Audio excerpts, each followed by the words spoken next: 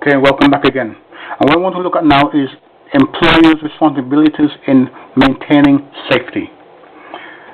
But not only has the employer got a responsibility, you also have a responsibility to ensure that you report any events that you see that poses a health and safety threat.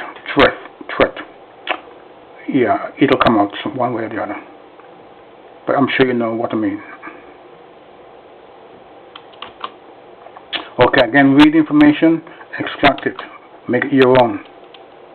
You'll see here that the Management of Health and Safety at Work Regulations 1999. Look for any amendments or any updates to this.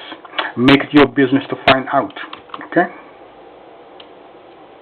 Comply with the IEE regs /IET regulations at all times. Use your on-site guide. It provides you with information that can assist you in completing your job efficiently.